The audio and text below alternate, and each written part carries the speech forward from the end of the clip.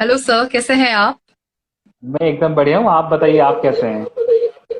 मैं बहुत अच्छी हूँ, बहुत एक्साइटेड हूँ आपसे बात करने के लिए। एंड चलिए, मैं बहुत बहुत देर से मैं कोशिश कर रही थी and I was unable to just check over the comments and then, क्योंकि यूजुअली आदत नहीं होती है।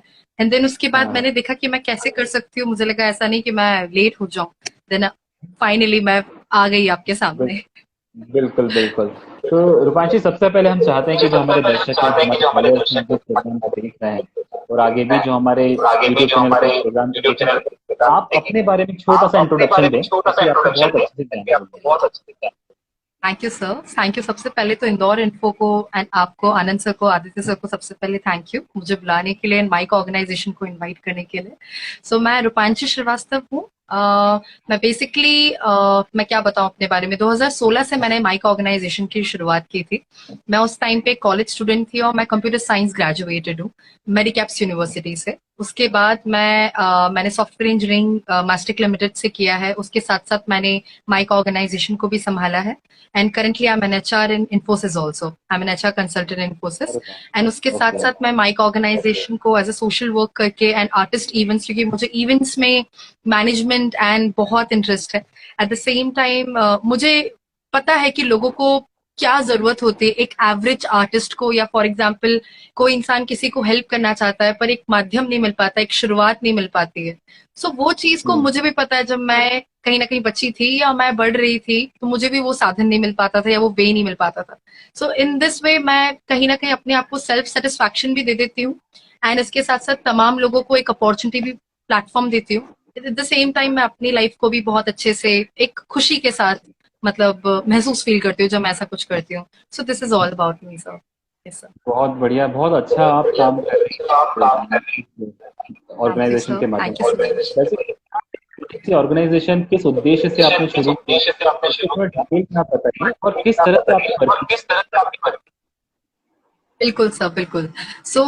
बेसिकली माइक ऑर्गेनाइजेशन में ऐसा है कि हम दो लेवल पे काम करते हैं। पर जब हमने हैं। जी। शुरुआत की थी हम चार लोग थे। मेरे साथ साथ मेरे मतलब सीनियर्स भी थे। एंड हम सब एक कॉलेज में एज अ सिंगर थे, मतलब हमारा एक बैंड बना था और हम काफी गाते थे। मैं एक सिंगर भी हूँ एंड मुझे काफी पसंद था म्यूजिक एंड ऑल में आगे बढ़ना एंड परफॉर्मेंस देना एंड ऑल। जब हम्म। स्टार्टिंग में 2016 मतलब 2015 का नवंबर दिसंबर था एंड हम लोग ने ऐसा सोचा कि क्यों ना हम एक ऐसा प्लेटफॉर्म बनाए जहाँ पे बहुत सारे आर्टिस्ट, बहुत सारे म्यूजिशियंस एक साथ कंबाइन होके प्लेटफॉर्म को यूज करके बहुत सारी इवेंट्स, कॉम्पिटिशंस, अपना train up, jamming and skills improvement कर सके।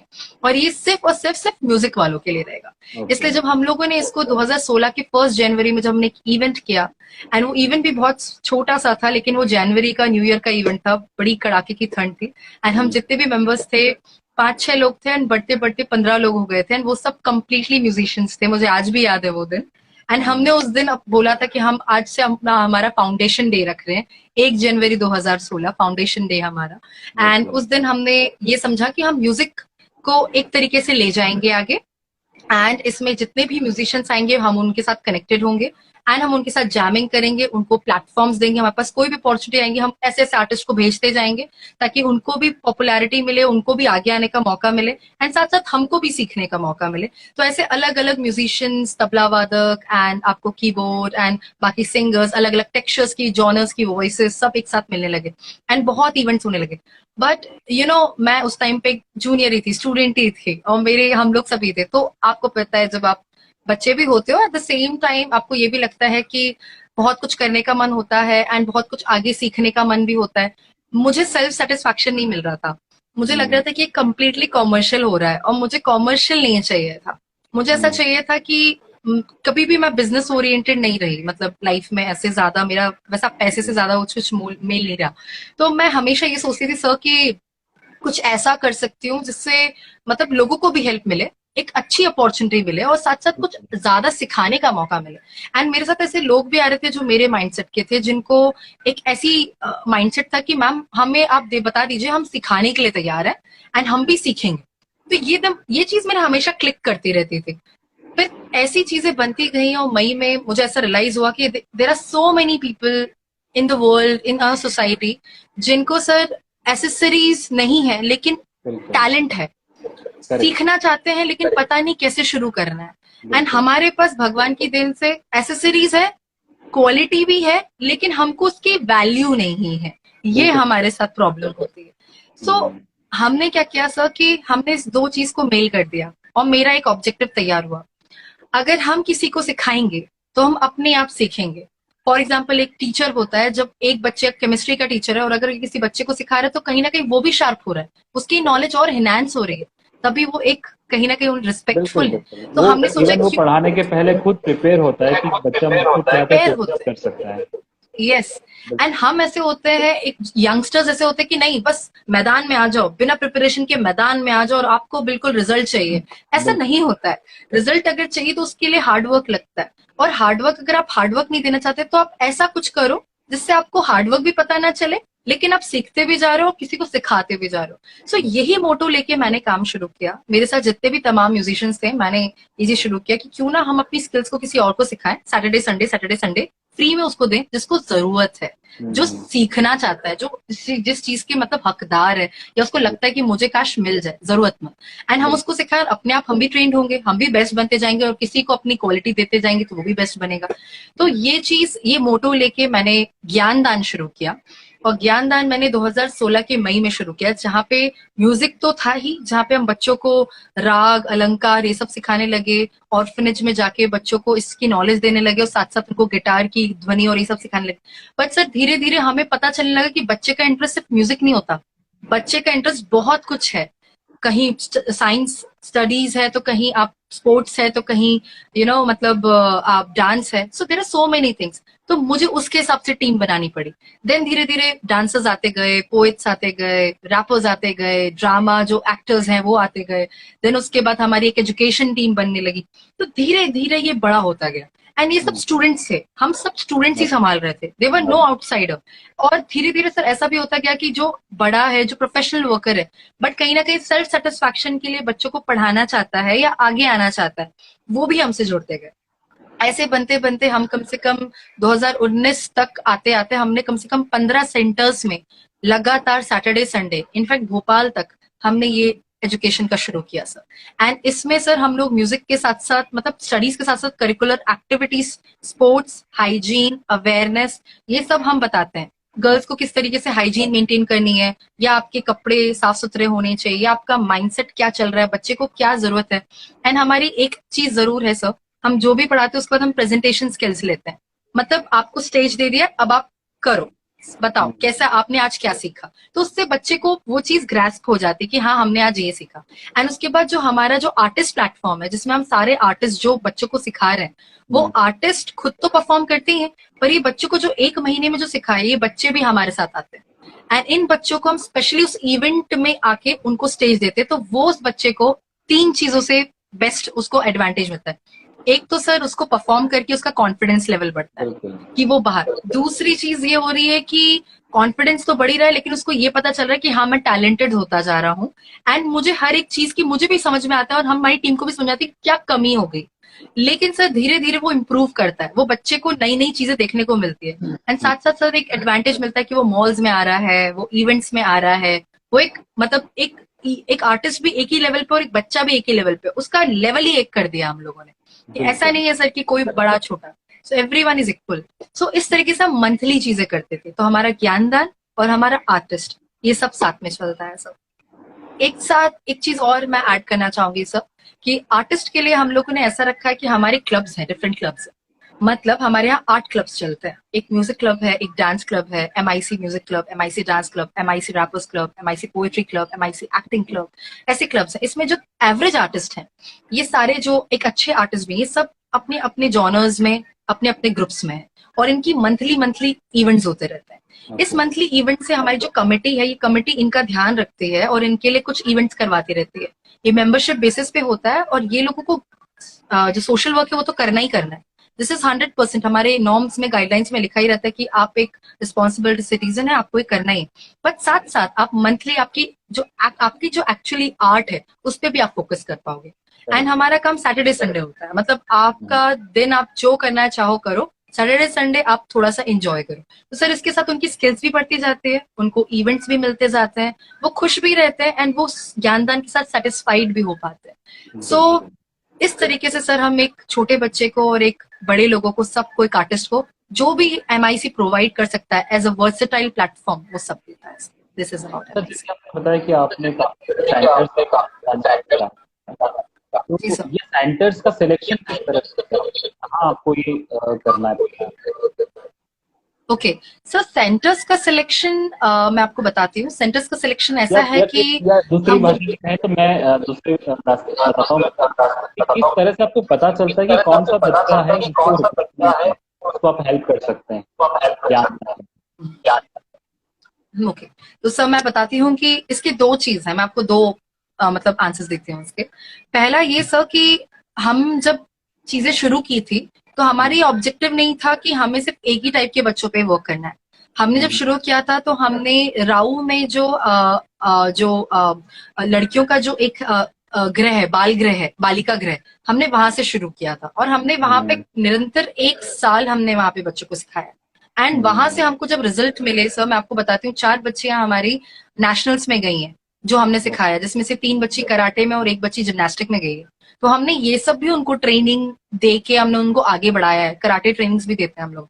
तो बेसिकली सर जब हम वहां पे दे रहे थे तो धीरे धीरे हमारे पास एक तो हमारे पास कॉल्स भी आते हैं सर कि ma'am for example often centres हैं, या फॉर एग्जाम्पल आप ये समझ लीजिए ब्लाइंड किड्स, मतलब जो एक डेफ एंड डम ब्लाइंड जो अपना स्पेशली एबल्ड बच्चों का जो रहता है, एंड जो स्लम्स एरियाज होते हैं, तो सब जो हमारी मंथली ड्राइव्स होती है, फूड ड्राइव्स होती है, वहां से हमें एक तो पता चलता रहता है कि कहाँ पे जरूरत है। तो एक तो हम ये सर्च करते हैं कि हमें उन लोग को ज्यादा देना है जो कि जरूरतमंद ज्यादा हमें फील होते हैं। ड्राइव्स के थ्रू इन्फॉर्मेशन मिलती है, जो हमें कॉल्स आते हैं उसके थ्रू होता है। तो इसके थ्रू हमने हर एक एरिया में, इंदौर के हर एक एरिया में, जैसे हमने अपना अपार्टमेंट किया करके रखा है, राऊ, महुनाका, एयरपोर्ट, भंवरकुआं, विजयनगर, ऐसे हमने सिर्फ 5 एरियाज करके रखे। एंड इस 5 एरियाज के हिसाब से हमने अपनी टीम्स उस हिसाब से लोकेशन वाइज बनाई है, एंड इसी लोकेशन वाइज हमारा काम चलता है। तो पहली बात तो ये रही सर कि हमारे जो कॉल्स आते हैं हमको, जहां जरूरत होती है, जो हमारी ड्राइव से होते हैं, उससे हमें पता चलता है। अब जब हम बच्चों को पढ़ाना शुरू करते हैं तो पहले हम सब कुछ पढ़ाते हैं। मतलब फॉर एग्जाम्पल हम उसे पढ़ाई भी करवाएंगे और उसके साथ साथ सर हम उसको क्या कहते हैं, नॉलेज भी देंगे। फॉर एग्जाम्पल म्यूजिक भी देंगे, डांस भी देंगे, थोड़ा थोड़ा सब देंगे। सैटरडे हम पढ़ाई तो करवाएंगे, लेकिन साथ साथ हम म्यूजिक का कभी करवा दे, कभी डांस। जब 1 महीना होता है, 1 महीने बाद हम बच्चे से खुद इंटरेक्ट करते हैं कि बेटा आपको किस में ज्यादा पसंद है। वो खुल के बात कर पाता है टीचर से। तो बोलता है कि नहीं मुझे डांस पसंद है दीदी, या मुझे पता है मुझे लिखना पसंद है, या मुझे ड्रामा करना पसंद है। तो जब वो बोलता है तो हम उसी हिसाब से जो हमारे पास होता है ना, हम उसको भेज देते हैं। एंड 1 महीने बाद हम ग्रुप कैटेगराइज कर देते हैं कि ये बच्चे सिर्फ ड्रामा में जाएंगे, ये बच्चे सिर्फ ये, तो पढ़ाई सब साथ में करेंगे। एंड फिर उसके बाद ये सब बच्चे अपने अपने क्लास में सेपरेट हो जाते हैं। तो इस तरीके से ये होता था। एंड फिर प्रेजेंटेशन होता है। तो अभी सर ऐसा है कि हम लोग ऑनलाइन ज्ञानदान भी कर रहे हैं, क्योंकि जब कोरोना वायरस आया तो कोरोना के टाइम पे हम अपनी क्लासेस कंटिन्यू नहीं कर पाए। तो हमने इस चीज का भी ऑब्जेक्टिव लिया कि क्या कहते हैं कि इस चीज को कैसे चलाई जाए। एंड हमने इस बार ये ध्यान दिया कि हम नए बच्चों को ज्यादा देखें, कि इस बार हम नए बच्चे ऐसे जो जरूरतमंद एरियाज हैं वो कहाँ से हम, तो इस मुहिम को हमने आगे तक भी चलाया, अभी तक चल रहा है। एंड सर हमारे साथ टोटल 175 किड्स को ऑल ओवर इंडिया हम पढ़ा रहे हैं। क्योंकि सर मुझे ये फील हुआ कि ऑनलाइन एजुकेशन के माध्यम से हम सिर्फ इंदौर तक सीमित नहीं रह सकते, हम बाहर भी पढ़ा सकते हैं। और यकीन मानिए सर, हमारे जैसे हमसे भी बड़े मतलब जो है, और बहुत प्रोफेशनल लोग, गूगल से भी सर मतलब कुछ मतलब सर हैं वो भी पढ़ा रहे हैं, मतलब अपने प्रोफेशनल वर्क से आके वो टाइम देते हैं, 1 घंटा देते हैं, एंड वो बच्चों को पढ़ाते हैं और वो टेक्नोलॉजी, कोडिंग, इंफॉर्मेशन सब कुछ देते हैं सर। तो सर मैं छोटे तबके में तो कोशिश कर रही हूँ अपनी तरफ से जो कर सकूं, बट सर ये एक चीज मुझे बहुत अच्छी लगी कि एटलीस्ट हम सब एज ए स्टूडेंट, हम सब थोड़ा बहुत भी अगर अपनी सोसाइटी को हेल्प कर सकें एंड उन बच्चों को थोड़ी भी नॉलेज दे सके जिनको नहीं पहुंच पा रही। एक गांव के बच्चे को एक गूगल का अगर कोई टीचर मिल जाए जो वहां पे कोडिंग कर रहा है, तो उसके लिए कितनी बड़ी बात हो। तो सब वही चीज, हाँ, तो वो फीलिंग बहुत अच्छी होती है और उनको भी अच्छा लगता है और बच्चे को भी अच्छा लगता है, फिर उनका फॉरएवर कनेक्ट हो जाता है, and that is the best thing सब। तो सर हम ये अभी भी प्रेजेंट की ये चीज कर रहे हैं। This is it about. चलिए अच्छा, ये आप ऑनलाइन देश भर में कनेक्ट कर सकते हैं। टेक्नोलॉजी का फायदा लेना चाहिए। मैं समझता हूँ कि हर बिल्कुल फील्ड में टेक्नोलॉजी का फायदा मिला है और आगे भी मिलेगा, और बिल्कुल उसको सब लोगों को डेफिनेटली अडॉप्ट करना चाहिए। तो बहुत ही अच्छा है बिल्कुल रूपांश, सर। बहुत अच्छा काम कर रही है, काफी सारे बच्चों की जो हेल्प हो रही है। और आपने एक जो बात कही ना कि सबसे बड़ी बात होती है कि कोई बच्चा अगर कोई टैलेंट को देखता है, तो जब तक उसके मन का डर नहीं निकलेगा, जो आप कॉन्फिडेंस आप फील करते हैं, तो प्लेटफॉर्म प्रोवाइड कराते हैं, सबसे बड़ा काम जी वही सर। होता है, तभी वो खुलकर सामने आ जी पाता है। सर। बहुत बड़ा जी काम सर। जी है। सर। अच्छा, ये आपकी जो थैंक यू टीम है सर। जो है, इसमें कितने मेंबर्स हैं? मतलब आप लोग कितने लोग हैं जो कर रहे हैं या सपोर्ट कर रहे हैं? बिल्कुल सर, अगर मैं आपको बताऊं तो हमारे जो पुराने मेंबर्स हैं, हमारे जो नए मेंबर्स हैं और आने वाले मेंबर्स हैं, और जैसे ज्ञान दान का अगर मैं मिला लूं, देन इवेंट्स की एक टीम है, सोशल वर्क हमारा अलग होता है उसकी एक टीम है, देन क्लब्स की अलग अलग है। सर हमारा अब तो टारगेट हम कम से कम 700 से 1000 लोग हैं, मैं आपको सही बोलूं तो। लेकिन बहुत अगर ग्राउंड रियलिटीज में, thank you sir, ground realities में अगर हम काम कर रहे हैं, ग्राउंड रियलिटीज में, तो सर ये आप मान लीजिए कम से कम 50 to 60 लोग हैं जो कंप्लीटली एक्टिव है अपने दूसरे काम को लेके भी, एंड हर टाइम चेक लेते हैं। और वो जो मेरा माइंडसेट है सर, सेम इक्वल माइंडसेट उनका चलता है। अगर मैं उनको एक भी चीज बोल दूं सर, वो खड़े हो जाते हैं, मतलब उस चीज के लिए, हाँ मैम करना है, बिल्कुल करना है, बिल्कुल करना है, और उसी टाइम सर वो चीज हो जाती है। तो सर मतलब मैं बहुत ब्लेस्ड फील करती हूँ कि मेरे पास एक ऐसी टीम है जिनको मतलब एक तो काम करके अच्छा लगता है, और हम सब परिवार के साथ रहते हैं। एक चीज सर मैं और ऐड करना चाहूंगी कि हम जब भी कोई इवेंट्स करते हैं ना, तो हम जो भी इवेंट्स प्लान करते हैं, हम ये जरूर सोच के करते हैं कि हमारा जो मेंबर है वो बहुत खुश रहे। तो हम जो भी इवेंट करेंगे, हम उसमें लास्ट में एक डीजे नाइट करवा देंगे, या हम डांस इवेंट करवा देंगे, या कुछ ऐसा जिसमें लास्ट में खत्म होने के बाद वो खुद भी नाच सके, एंजॉय कर सके, ताकि उसकी फ्रस्ट्रेशन खत्म हो जाए पूरी, ऐसे। तो बिल्कुल। वो एंजॉय करता है हमारे साथ, वो मजे करता है कि ठीक है वो आया है यहाँ पे, आएगा मजे करेगा, सब काम करेगा, मजे करेगा, और फिर अपने घर पे जाके आराम से सोएगा। सो उसको एक रिलीफ भी मिलता है यहाँ पे आके। सो सर बिल्कुल। हम we are completely like a family, and right now अगर मैं देखूं तो एज अ माइक फैमिली में वी आर completely 74 जो completely वर्क कर रहे हैं हर एक एरिया में। एंड बाकी तो सर अगर मैं आपको अगर ऑल ओवर बता दूं, तो हम लोग कम से कम 700 to 1000 लोग हैं जो कि ऑल ओवर कनेक्टेड है हर जगह, पूरे ग्रुप्स में जो हमारे मेंबर्स हैं। बहुत बढ़िया, बहुत बढ़िया। और मैं भी कामना करता हूँ कि आप इसी तरह से प्रयास करें और आप बच्चों को सपोर्ट करते चलें, नए नए टैलेंट है उनको सपोर्ट करते रहें। क्योंकि ये मैंने भी बहुत बार देखा है बिल्कुल कि सर। बहुत सारे ऐसे बच्चे होते हैं जिनको कोई मीडियम नहीं मिल पाता है, एक प्लेटफॉर्म नहीं मिल पाता है, तो उनके लिए आप काम जी करें, सर। बहुत अच्छा। अच्छा, आपकी जो अभी थैंक यू। अपकमिंग जो आपका इवेंट है 15 अगस्त को, जो फूड ड्राइव जी आप कर सर। रहे हैं, उसके बारे में आप बताएं। जी सर। सो बेसिकली हमारा ये जो इवेंट है 15 अगस्त, सर क्योंकि हम लोगों ने जब ये कोरोना वायरस का ये जो टाइम आया, जो पेंडेमिक का टाइम आया, तो उस टाइम पे हमने पासेस लेके तो ग्रेन्स पहुंचाए थे। पर अभी हम लोग ने ये सोचा 15 अगस्त के टाइम पे कि एक प्रॉपर एक जो किट होती है, फूड ग्रेन्स की किट होती है, वो हम करेंगे। तो हमारे पास एक ऐसी women and child development and national service scheme के साथ भी हम काम करते हैं, आप एनएसएस के साथ and women and child development के साथ। तो सर हमारे पास उनके साथ साथ हमारी एक टीम है, एंड पूरा एक हमारे एक एस्टिमेटेड कैलकुलेटेड मतलब हमने ऑलरेडी एक लिस्ट बनाई है 500 फैमिलीज की, जिनको हमको जो जरूरतमंद है और जिनको हमें वो किट प्रोवाइड करनी है। तो बेसिकली सर हमारा ऐसा है कि हम 500 फैमिलीज को टारगेट लेके हम फूड ग्रेन्स की अपील कर रहे हैं पूरे इंदौर से, कि हमें वो फूड ग्रेन्स के तौर पे कच्चा अनाज जैसे तेल, नमक, चावल, दाल, आटा, ये वो हमें दे सकते हैं, जितना भी उन्हें क्वांटिटी लगे हमारे मेंबर्स उनके घर से जाके ले लेंगे। एंड ये हम अपने स्टोर में जो हमारा है, स्टोर जो हमारा मतलब रूम बना है, वहां पे हम इनको रखवा लेंगे। साथ साथ अगर कोई बाहर है लेकिन वो करना चाहे हेल्प, तो वो कुछ डोनेशन देके भी कर सकता है। यानी डोनेशन का पूरा अमाउंट भी इसी में जाएगा कंप्लीटली, एंड उसी से भी पूरा जो अनाज है डायरेक्टली फार्मर से खरीद के हम ले रहे हैं। जैसे अभी भी हमारे जो दोस्त हैं या हमारे जो मेंबर्स हैं, वो सब फार्मर्स में कहीं ना कहीं इन्वॉल्व हैं या उनकी फैमिली है, तो हम उन्हीं से खरीद के वो पूरा सामान अपना पूरा स्टोर में करवा रहे हैं। तो सर कहीं ना कहीं कोशिश पूरी जा रही है कि 500 फैमिली के हिसाब से अगर देखा जाए, तो हम लोग ने एक पूरी किट बनाई है जिसमें 5 किलो आटा, 2 किलो चावल, 1 किलो दाल, देन उसके बाद एक पैकेट नमक एंड एक पैकेट अपना ऑयल का, ये पूरा किट है।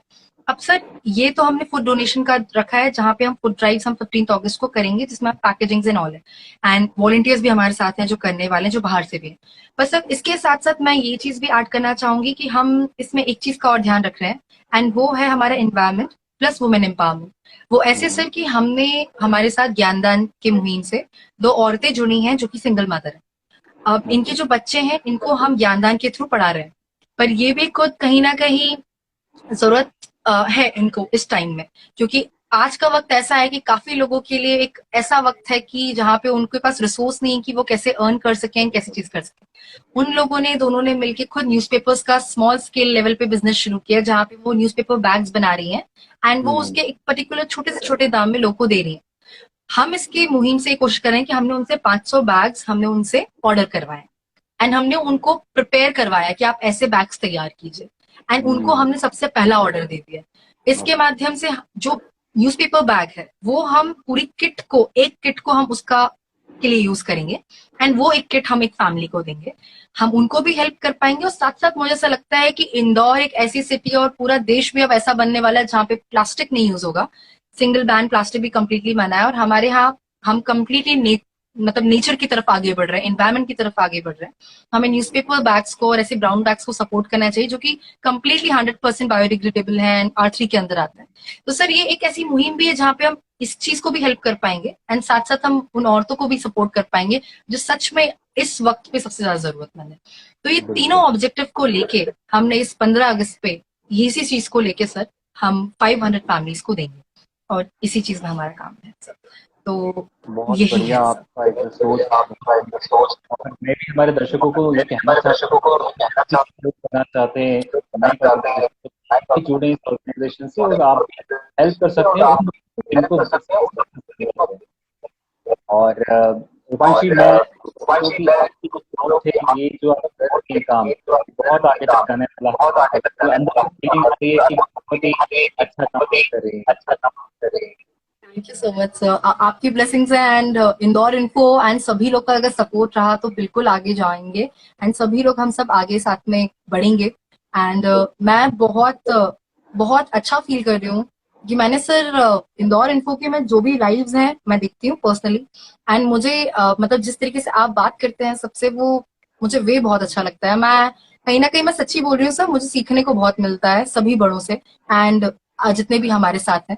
तो thank you so much sir, मुझे मतलब इनवाइट करने के लिए, एंड इस ऐसा मौका देने के लिए जहाँ पे मैं अपनी एक छोटी सी बात रख सकूं सबके सामने, एंड ये दर्शकों तक जाए, एंड हम इस चीज को पहुंच पाए। रूपांशी, हम चाहते हैं कि आप ऐसे से जुड़े रहें, और हम भी चाहते हैं कि आप जो काम है जो आप कर रही हैं, जो इस देश के लिए, इस शहर के लिए आप जो आपने बीड़ा उठाया है, वो आप निरंतर करते जाइए। आपका सपोर्ट है। Thank you so thank you much so Indore much इनको को सर, हमारे समय देने के लिए। Thank you thank so you much. Sir, thank you sir Mike organisation and पूरे माइक ऑर्गेनाइजेशन के परिवार से आपको थैंक यू, धन्यवाद आदित्य सर, आपको इंदौर इन्फो को thank you sir, thank you so thank much. You everyone. तो देखा दोस्तों, ये थी रूपांशी श्रीवास्तव, और कितना बढ़िया काम ये इनकी ऑर्गेनाइजेशन कर रही है, और इतने मेंबर्स आज कनेक्ट हो चुके हैं। तो हम चाहते हैं कि आप तक जहां जहां तक हमारी आवाज जा रही है, और अगर जो लोग ये वीडियो देख रहे हैं या हमारा लाइव अभी प्रोग्राम देख रहे हैं या बाद में भी देखते हैं, आप भी जुड़े इस ऑर्गेनाइजेशन से, और जो भी संभव मदद हो वो आप करें। क्योंकि देखिए, ऐसे काफी लोग हैं, जिस तरह से रूपांशी ने बताया कि कई बच्चे ऐसे हैं जो बहुत ज्यादा टैलेंटेड हैं, पर किसी न किसी परेशानी के कारण, या कहें कि घर की परेशानी हो सकती है, किसी भी तरह की परेशानी हो सकती है, वो आगे नहीं बढ़ पा रहे हैं, उनको प्लेटफॉर्म नहीं मिल पा रहा है।